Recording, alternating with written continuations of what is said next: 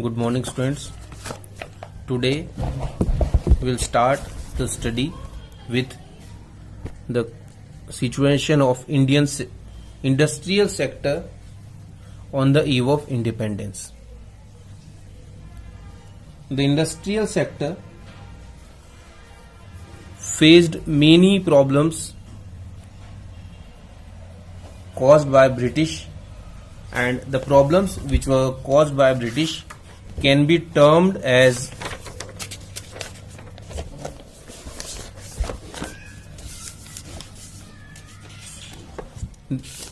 what British has done with Indian industries. It can be termed as systematic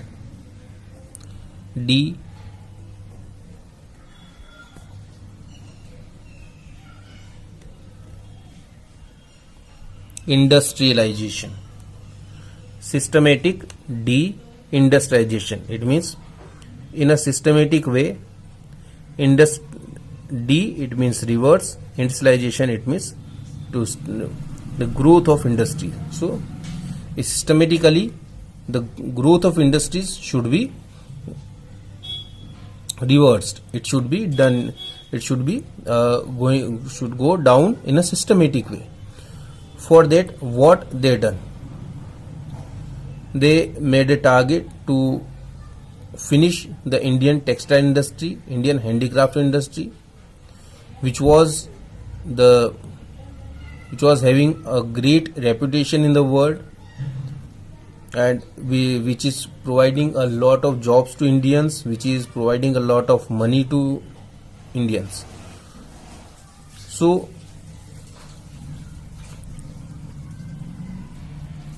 what they done? For this they used two ways. First one was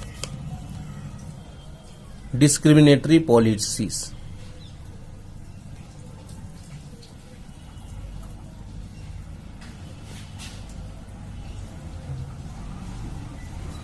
And second, bleak growth in investment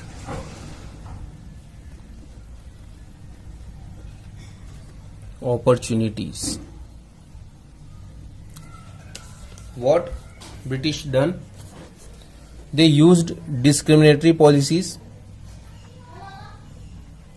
It means they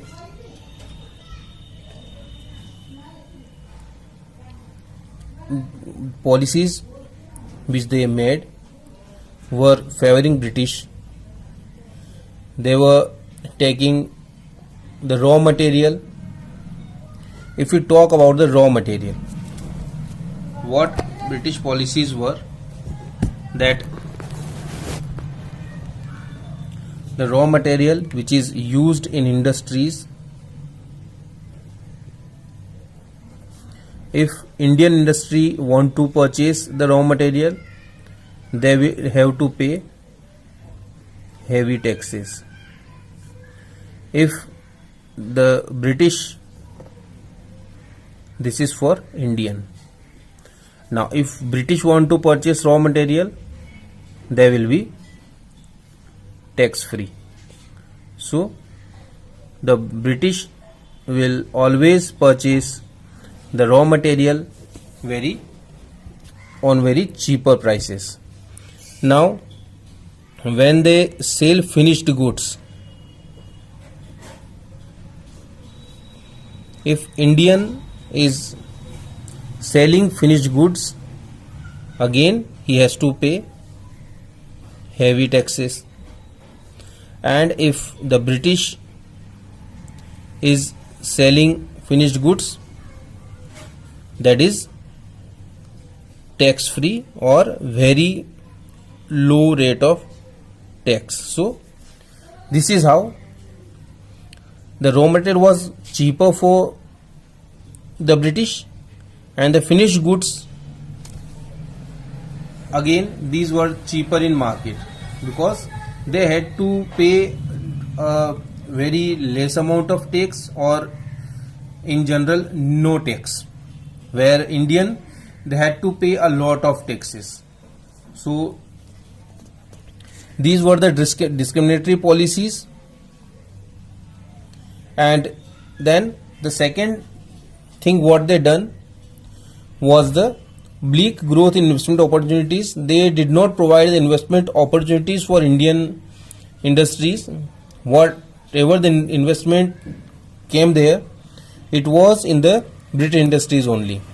So this is how the industrial sector was ruined by the British, and this is why it is termed as systematic deindustrialization. They have finished the industries in India in a systematic order.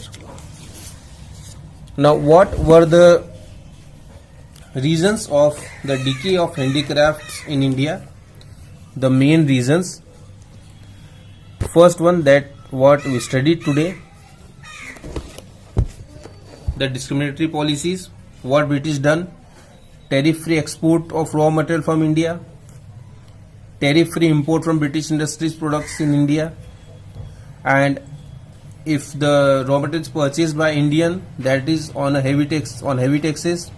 If the product is sold by Indians, that is on the heavy taxes. So this is how Indians were discriminated by British. Then disappearance of princely court. This is again a very big reason for the decays of handicraft, because the princes, the kings, they were the customers for these handicraft industries, as well as because these handicraft industries has the international reputation, they support them financially. But as princely court disappeared, there were no one to support the handicraft industry. So they faced a very bad condition. Then competition from machine made product. In Britain, they started producing by machine, and these products made by machine were cheaper than the products made by Indians with hands. So this is how many Indian craftsmen which were failed to compete with these kind of man-made machine made products, they need to shut down their enterprises. And as these enterprises shut down, the market was flooded by the machine made product, and the other industries also suffered. New patterns of demand. Now when the machine made product was started coming from Britain, and because they were very cheaper,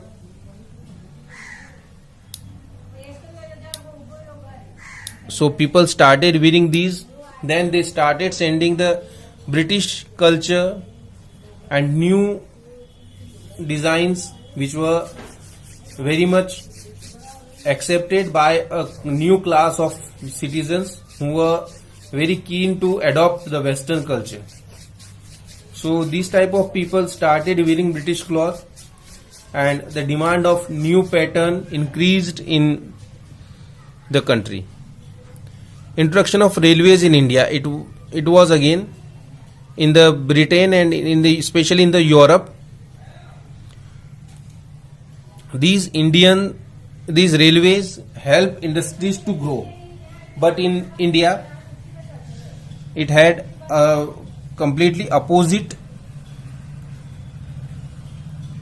effect on industries. Why? Because due to these high speed railways, the low cost British product was very easy to reach to every part of India, and the market of high cost Indian products shrinked to very special category of people and to very special areas. Otherwise wherever the railways were able to go, the British product were reaching very easily. So this is how the demand for Indian goods in the market got down. What basically they done, they exploited market in two ways. First, they made India a source of raw material. What they done, they make India the source of raw material at a place from where they can get the raw materials.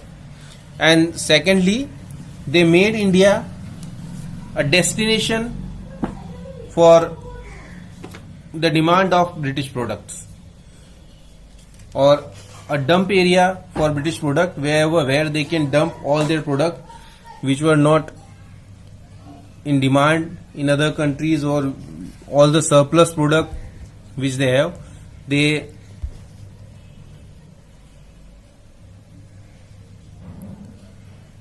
send all these products to India. And this is how the Indian handicraft industry was eliminated from India.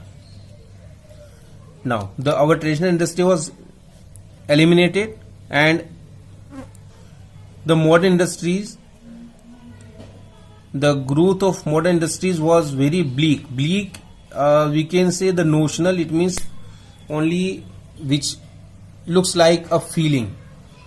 It means there were nothing special which can be seen as physical growth, that yes, a lot of industries were started, or nothing was like that. Especially in the first half of 19th century, there were nothing is being done in the field of industrial development. But after in the second half of 19th century, there were few industries that emerged in India, and about those 3 points are very important to study. That is, some industries were established by the private entrepreneurs, just like Tisco, which is founded in 1907, and so there were some sugar industries, some cement, and some paper industries as well, which were established by private entrepreneurs who worked for, who had money, and they started industries for their profit. It was not done by the British. The state participation in the process of modern industrialization was limited. It was confined to such strategic areas like railway, means of communication, which helped expansion of the Indian market for the British product. The role of government in the industrialization was very limited. They have left everything in private hands. They were only interested in developing areas like railway and means of communication. This is why, because these two areas help the expansion of Indian market for the British product. So they were interested in only these two sectors. Otherwise, they do not want to grow any kind of industry in India. Then there was no capital goods industry worth the name. Capital goods industry produces goods like machines and industrial plants, which are used for further industrialization. In India, British did not started any kind of capital goods industry. There were no capital good related industry in India, because these capital good industries are called the backbone of industries. Why? Because these industries produces machines, these industries produces plants, and these machines and these plants help in production. So till the freedom, if we want to start any kind of factory, we need to import machines from other countries. That is because the British, they did not worry about the development of industries in India. So they done nothing special in order to develop industries in India. So what we can say about the industrial system, industrial condition of India is that handicraft industry was systematically destroyed by British. The modern industry showed a bleak expansion, a very limited expansion. Only the railways and the means of communication were expanded on a large growth. Capital goods industry was almost non-existent. It means there were nothing in capital goods industry, and the Indian traditional industry, it means the handicraft industry, it was decaying, it was going down, and the modern industry remained in an infant stage. It means it was just starting. Nothing special was done in this field. So this is about the industrial sector. Now if we talk about the foreign trade was also not in a good condition, because what we do, we export the primary products and we import the finished goods. We export the raw material and we import the finished goods. So our condition in the world market was the net exporter of primary products and importer of finished goods. We provide the primary goods to every country and we are importing finished goods from all the countries. The foreign trade was a monopoly control. It was the control by the Britain. All the raw material is sent to other countries by the British, and all the finished goods which come to India was coming here by the British. So there was a control of British on Indian products. Then we have the surplus trade. Surplus trade, it means we are selling more and we are purchasing less, but only to benefit the British. Why? Because what we are exporting is the primary goods. It means the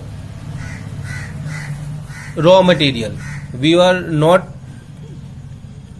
selling the industrial goods. We are not selling the finished goods. We are purchasing finished goods. So though our trade surplus were there, but it was not in our benefit, because whatever the money we are earning through the sale of the raw material, we purchase more finished goods from the world and we need to spend the money, and whatever the money remains, that is taken away by the British. So if we have some trade surplus with us, how it is taken away by the British? It is taken away as administrative expenses and expenses of wars fought by British government. So what we were having, we were facing a condition where we were in trade surplus. It means we are selling more, that is the primary product, and we are purchasing less, that is the finished product. And whatever the surplus amount was there, it was taken away by British in two ways. First as administrative expenses, and the second as expenses of wars fought by the British government. And by these two ways, they drain a lot of wealth from India. That is a main reason of the backwardness of Indian economy in the British era.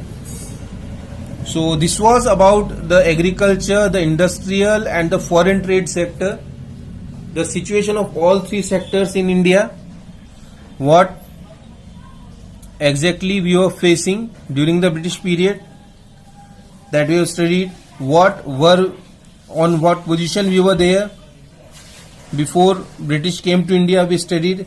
Now we will study some demographic profile of India during British period and the remaining things, how this demography transited, that we will study in the next video tomorrow. Thank you.